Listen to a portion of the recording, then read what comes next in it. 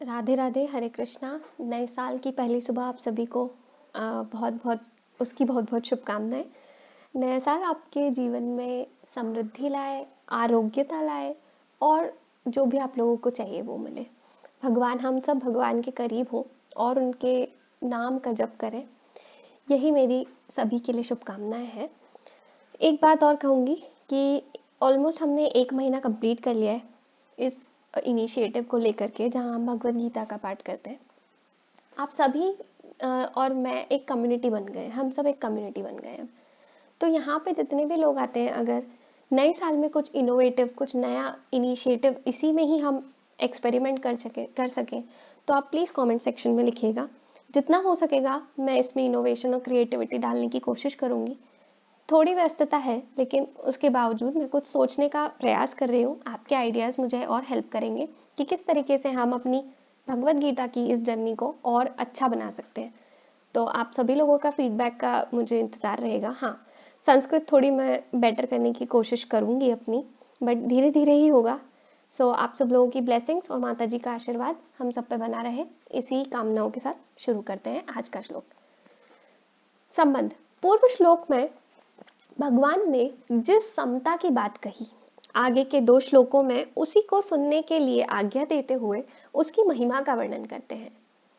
एषा ते अभिहिता सांख्ये बुद्धिर्योगे त्विमां शृणु बुद्धया युक्तो यया पार्थ कर्मबंधम प्रयास्यसि। व्याख्या।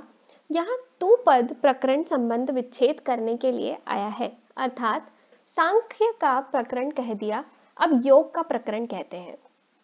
यहाँ ऐशा पद पूर्व श्लोक में वर्णित समबुद्धि के लिए आया है। इस समबुद्धि का वर्णन पहले सांख्य योग में 11वें से 13वें श्लोक तक अच्छी तरह किया गया है। देह देही का ठीक ठाक विवेक होने पर समता में अपनी स्वतः सिद्धि स्थिति का अनुभव हो जाता है, कारण कि देह में राग रहने से ही विषमता आती है। इस प्रकार सांख्य योग में तो समबुद्धि का वर्णन हो चुका है। अब इस समबुद्धि को तू कर्म योग के विषय में सुन। इमाम। कहने का तात्पर्य है कि अभी इस समबुद्धि को कर्म योग के विषय में कहना है कि यह समबुद्धि कर्म योग में कैसे प्राप्त होती है, इसका स्वरूप क्या है, इसकी महिमा क्या है। इन बातों के लिए भगवान ने इस बुद्धि को योग के विषय में सुनने के लिए कहा है। अर्जुन के मन में युद्ध करने से पाप लगने की संभावना थी, पहले अध्याय का 36वां और 45वां श्लोक। परंतु भगवान के मत में कर्मों में विषम बुद्धि राग द्वेष होने के कारण ही पाप लगता है। सम बुद्धि होने से पाप लगता ही नहीं। जैसे संसार में पाप और पुण्य की अनेक क्रियाएं होती रहती हैं, पर उनसे हमें पाप पुण्य नहीं लगते, क्योंकि उनमें हमारी सम बुद्धि रहती है, अर्थात उनमें हमारा कोई पक्षपात, आग्रह, राग द्वेष नहीं रहते। ऐसे ही तो सम बुद्धि से युक्त रहेगा तो तेरे को भी एक कर्म बंधन कारक नहीं होंगे। इसी अध्याय के 7वें श्लोक में भगवान अर्जुन ने अपने कल्याण की बात पूछी थी, इसलिए भगवान कल्याण के मुख्य मुख्य साधनों का वर्णन करते हैं। पहले भगवान ने सांख्य योग का साधन बताकर कर्म कर्तव्य करने पर बड़ा जोर दिया कि क्षत्रिय के लिए धर्म रूप युद्ध से बढ़कर श्रेय का कोई अन्य साधन नहीं है। फिर कहा कि समबुद्धि से युद्ध किया जाए तो पाप नहीं लगता। अब उसी समबुद्धि को कर्म योग के विषय में कहते हैं। कर्मयोगी लोक संग्रह के लिए सब कर्म करता है। फिर लोक संग्रह के लिए कर्म करने से, अर्थात निस्वार्थ भाव से लोक मर्यादा सुरक्षित रखने के लिए, लोगों को उन्मार्ग से हटाकर सन्मार्ग में लाने के लिए कर्म करने से समता की प्राप्ति सुगमता से हो जाती है। समता की प्राप्ति होने से कर्मयोग कर्म बंधन से सुगमता पूर्वक छूट जाता है। यह 39वां श्लोक 30वें श्लोक के बाद ही ठीक बैठता है और यह वही आना चाहिए था, कारण कि है कि इस श्लोक में 2 निष्ठाओं का वर्णन है। पहले 11वें से 30वें श्लोक तक सांख्य योग से निष्ठा समता बताई और अब कर्म योग से निष्ठा समता बताते हैं। अतः यहाँ 31 से 38 तक के 8 श्लोकों का देना असंगत मालूम देता है। फिर भी इन 8 श्लोकों को यहाँ देने का कारण यह है कि कर्म योग में समता कहने से पहले कर्तव्य क्या है और अकर्तव्य क्या है। अर्जुन के लिए युद्ध करना कर्तव्य है और युद्ध न करना अकर्तव्य है। इस विषय का वर्णन होना आवश्यक है। अतः भगवान ने कर्तव्य अकर्तव्य का वर्णन करने के लिए ही उपयुक्त 8 श्लोक कहे हैं और फिर समता की बात कही है। तात्पर्य है कि पहले 11वें से 30वें श्लोक तक सत असत के वर्णन से समता बताई गई कि सत सत ही है और असत असत ही है, इसमें कोई कुछ भी परिवर्तन नहीं कर सकता। फिर 31वें से 38वें श्लोक तक कर्तव्य अकर्तव्य की बात कहकर 39वें श्लोक से अकर्तव्य का त्याग और कर्तव्य का पालन करते हुए कर्मों की सिद्धि असिद्धि और फल की प्राप्ति अप्राप्ति में समता का वर्णन करते हैं। परिशिष्ट भाव कर्म योग के 2 विभाग हैं, कर्तव्य विज्ञान और योग विज्ञान। भगवान ने 31वें से 47वें श्लोक तक कर्तव्य विज्ञान की बात कही है, जिसमें कर्तव्य कर्म करने से लाभ और न करने से हानि का वर्णन किया। अब यहाँ से 53वें श्लोक तक योग विज्ञान की बात कहते हैं। पूर्व श्लोक में भगवान ने जिस समता की बात कही है वह सांख्य योग और कर्म योग दोनों साधनों से प्राप्त हो सकती है। शरीर और शरीर के विभाग को जानकर शरीर विभाग से कर्म संबंध विच्छेद करना सांख्य योग है तथा कर्तव्य और अकर्तव्य के विभाग को जानकर अकर्तव्य विभाग का त्याग और कर्तव्य का पालन करना कर्म योग है। मनुष्यों को दोनों में से किसी भी एक का साधन अनुष्ठान करके इस समता को प्राप्त कर लेना चाहिए, कारण कि समता आने से मनुष्य कर्म बंधन से मुक्त हो जाता है। एक धर्मशास्त्र पूर्व मीमांसा है और एक मोक्ष शास्त्र उत्तर मीमांसा है। यहाँ 31वें से 47वें श्लोक तक धर्मशास्त्र की और 39वें से 53वें श्लोक तक मोक्ष शास्त्र की बात आई है। यहाँ पे एक चीज मेंशन करना चाहूंगी, हमारे भारत में षड दर्शन करके एक फिलॉसफी चलती है जहाँ पे हम 6 अलग अलग विचारों के बारे में जानते हैं। तो उसमें से वेदांत भी एक है और मीमांसा, पूर्व मीमांसा, न्याय और वैशेषिका, और आपको इसके बारे में पता हो सकता है या नहीं भी हो सकता है। तो षड दर्शन करके हमारे भारत में एक फिलॉसफी चलती है जहाँ हम भगवान को मानते भी हैं, नहीं भी मानते हैं, हर तरीके की फिलॉसफी है। तो वैरायटी हमारे यहाँ इंडिया में है ही, तो बस उसी के लिए मैं यहाँ पे मेंशन करना चाहती थी। तो आगे बढ़ते हैं। यहाँ 31वें से 47वें श्लोक तक धर्मशास्त्र की और 39वें से 53वें श्लोक तक मोक्ष शास्त्र की बात कही है। धर्म से लौकिक और पारमार्थिक दोनों तरह की उन्नति होती है। धर्मशास्त्र में कर्तव्य पालन मुख्य है। धर्म कहो चाहे कर्तव्य कहो, एक ही बात है। हम बहुत ही कंफ्यूज हो जाते हैं धर्म और कर्तव्य में, तो यहाँ पे साफ साफ लिखा है धर्म और कर्तव्य एक ही है। जो करना चाहिए उसको न करना भी अकर्तव्य है और जो नहीं करना चाहिए उसको करना भी अकर्तव्य है। जिसमें अपने सुख की इच्छा का त्याग करके दूसरों को सुख पहुंचाया जाए और जिसमें अपना भी हित हो तथा दूसरे का भी हित हो, वह कर्तव्य कहलाता है। कर्तव्य का पालन करने से योग की प्राप्ति अपने आप हो जाती है। कर्तव्य का पालन किए बिना मनुष्य योगारूढ़ नहीं हो सकता। योग की प्राप्ति होने पर तत्व ज्ञान स्वतः हो जाता है, जो कर्म योग तथा ज्ञान योग दोनों का परिणाम है। नेहाभिक्रमा नाशोऽस्ति प्रत्यवायो न विद्यते स्वल्पमप्यस्य धर्मस्य त्रायते महतो भयात्। व्याख्या: इस समबुद्धि समता का केवल आरंभ ही हो जाए तो उस आरंभ का भी नाश नहीं होता। मन में समता प्राप्त करने की जो लालसा उत्कंठा लगी है, यही इस समता का आरंभ होना है। इस आरंभ का कभी अभाव नहीं होता, क्योंकि सत्य वस्तु की लालसा भी सत्य ही होती है। यहाँ इह कहने का तात्पर्य है कि इस मनुष्य लोक में यह मनुष्य ही इस समबुद्धि को प्राप्त करने का अधिकारी है। मनुष्य के सिवाय दूसरी सभी भोग योनियां हैं। अतः उन योनियों में विषमता, राग द्वेष का नाश करने का अवसर नहीं है, क्योंकि भोग राग द्वेष पूर्वक ही होते हैं। यदि राग द्वेष न हो तो भोग होगा ही नहीं, प्रत्युत साधन ही होगा। सकाम भाव पूर्वक किए गए कर्मों में अगर मंत्रोच्चारण, यज्ञ विधि आदि में कोई कमी रह जाए तो उसका उल्टा फल हो जाता है। जैसे कोई पुत्र प्राप्ति के लिए पुत्रेष्टि या पुत्रेष्टि यज्ञ करता है तो उसमें विधि की त्रुटि हो जाने से पुत्र का होना तो दूर रहा, घर में किसी की भी मृत्यु हो जाती है। अथवा विधि की कमी रहने से इतना उल्टा फल न भी हो तो भी पुत्र पूर्ण अंगों के साथ नहीं जन्मता। परंतु जो मनुष्य इस समबुद्धि को अपने अनुष्ठान में लाने का प्रयत्न करता है, उसके प्रयत्न का अनुष्ठान का कभी भी उल्टा फल नहीं होता, कारण कि उसके अनुष्ठान में फल की इच्छा नहीं होती। जब तक फलेच्छा रहती है तब तक समता नहीं आती, और समता आने पर फलेच्छा नहीं रहती। अतः उसके अनुष्ठान का विपरीत फल होता ही नहीं, होना संभव ही नहीं। विपरीत फल क्या है? संसार में विषमता का होना ही विपरीत फल है। सांसारिक किसी कार्य में राग होना और किसी कार्य में द्वेष होना ही विषमता है, और इसी विषमता से जन्म मरण रूप बंधन होता है। परंतु मनुष्य में जब समता आती है तब राग द्वेष नहीं रहते, और राग द्वेष न रहने से विषमता नहीं रहती, तो फिर उसका विपरीत फल होने का कोई कारण ही नहीं। इस समबुद्धि धर्म का थोड़ा सा भी अनुष्ठान हो जाए, थोड़ी सी भी समता जीवन में आचरण में आ जाए, तो यह जन्म मरण रूप महान भय से रक्षा कर लेता है। जैसे सकाम कर्म फल देकर नष्ट हो जाता है, ऐसे ही समता धन संपत्ति आदि कोई फल देकर नष्ट नहीं होती, अर्थात इसका फल नाशवान धन संपत्ति आदि की प्राप्ति नहीं होता। साधक के अंतःकरण में अनुकूल प्रतिकूल वस्तु, व्यक्ति, घटना, परिस्थिति आदि में जितनी समता आ जाती है उतनी समता अटल हो जाती है। इस समता का किसी भी काल में नाश नहीं हो सकता।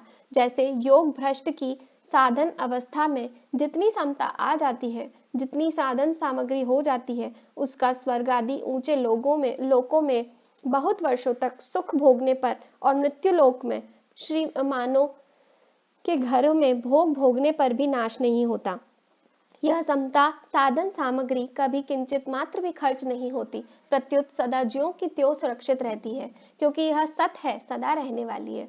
धर्म नाम दो बातों का है। पहला, दान करना, प्याऊ लगाना, अन्न क्षेत्र खोलना आदि परोपकार के कार्य करना। दूसरा, वर्ण आश्रम के अनुसार शास्त्र विहित अपने कर्तव्य कर्म का तत्परता से पालन करना।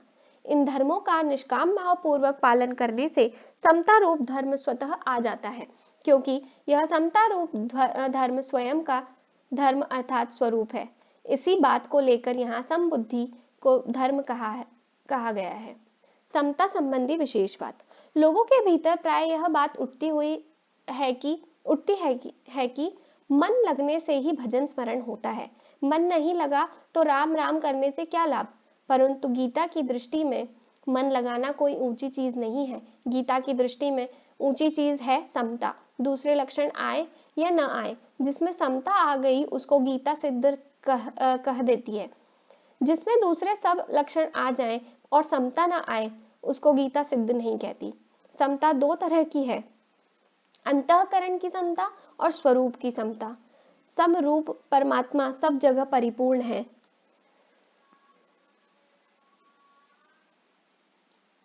सब जगह परिपूर्ण है। उस समरूप परमात्मा को जो स्थित परमात्मा में जो स्थित हो गया, उसने संसार मात्र पर विजय प्राप्त कर ली, वह जीवन मुक्त हो गया। परंतु इसकी पहचान अंतःकरण की समता से होती है। अंतःकरण की समता है सिद्धि असिद्धि में सम रहना।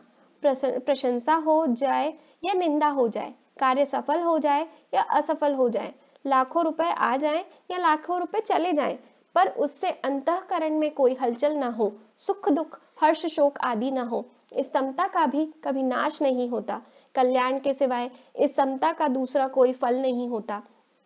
मनुष्य तप, दान, तीर्थ, व्रत आदि कोई भी पुण्य कर्म करे, वह फल देकर नष्ट हो जाता है। परंतु साधन करते करते अंतःकरण में थोड़ी भी समता, निर्विकारता आ जाए तो वह नष्ट नहीं होती, प्रत्युत कल्याण कर देती है। इसलिए साधन में समता जितनी ऊंची चीज है, मन की एकाग्रता उतनी ऊंची चीज नहीं है। मन एकाग्र होने से सिद्धियां तो प्राप्त हो जाती हैं, पर कल्याण नहीं होता। परंतु समता आने से मनुष्य संसार बंधन से सुखपूर्वक मुक्त हो जाता है। परिशिष्ट भाव। समता की महिमा भगवान ने 39वें से 40वें श्लोकों में 4 प्रकार से की है। पहला, समता के द्वारा मनुष्य कर्म बंधन से मुक्त हो जाता है। दूसरा, इसके आरंभ का भी नाश होता है। तीसरा, इसके अनुष्ठान का उल्टा फल भी नहीं होता। चौथा, दूसरे वाले में इसके आरंभ का भी नाश नहीं होता है, सॉरी। चौथा, इसका थोड़ा सा भी अनुष्ठान जन्म मरण रूप महान भय से रक्षा कर लेता है।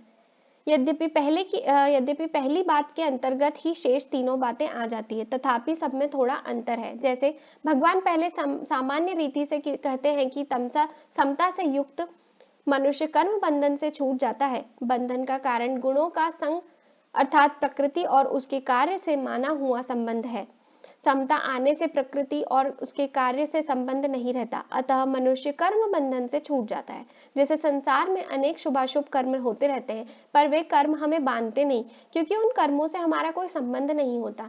ऐसे ही समता युक्त मनुष्य इस शरीर से होने वाले कर्मों से भी कोई संबंध नहीं रखता। दूसरा, समता का केवल आरंभ हो जाए अर्थात समता को प्राप्त करने का उद्देश्य जिज्ञासा हो जाए तो इस आरंभ का कभी नाश नहीं होता, कारण कि अविनाशी का उद्देश्य भी अविनाशी ही होता है। जब नाशवान का उद्देश्य भी नाशवान ही होता है। नाशवान का उद्देश्य तो नाश करता है, पर समता का उद्देश्य कल्याण ही करता है। तीसरा, समता के अनुष्ठान का उल्टा फल नहीं होता। सकाम भाव से किए जाने वाले कर्म अगर मंत्रोच्चारण, अनुष्ठान, विधि आदि की कोई त्रुटि हो जाए तो उसका उल्टा फल हो जाता है, परंतु जितनी समता अनुष्ठान में जीवन में आ गई है, उसमें अगर व्यवहार आदि की कोई भूल हो जाए, सावधानी में कोई कमी रह जाए तो उसका उल्टा फल नहीं होता।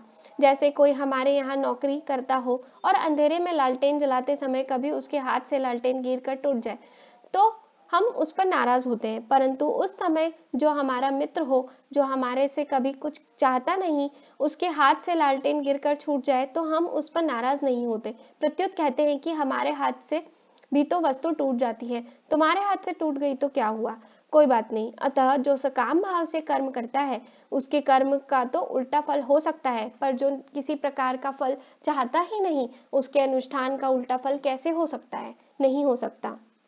चौथा, समता का थोड़ा सा भी अनुष्ठान हो जाए, थोड़ा सा भी समता का भाव बन जाए तो वह जन्म मरण रूप महान भय से रक्षा कर लेता है अर्थात कल्याण कर देता है। जैसे सकाम कर्म फल देकर नष्ट हो जाता है, ऐसे यह थोड़ी सी भी समता फल देकर नष्ट नहीं होती, प्रत्युत इसका उपयोग केवल कल्याण में ही होता है। यज्ञ, दान, तप आदि शुभ कर्म यदि सकाम भाव से किए जाए तो उनका नाशवान फल होता है, और यदि निष्काम भाव से किए जाएं तो उनका अविनाशी फल होता है। इस प्रकार यज्ञ, दान, तप आदि शुभ कर्मों के तो दो फल होते हैं, पर समता का एक ही फल होता है, कल्याण होता है। जैसे कोई मुसाफिर चलते चलते रास्ते में रुक जाए अथवा जो सो जाए तो जहां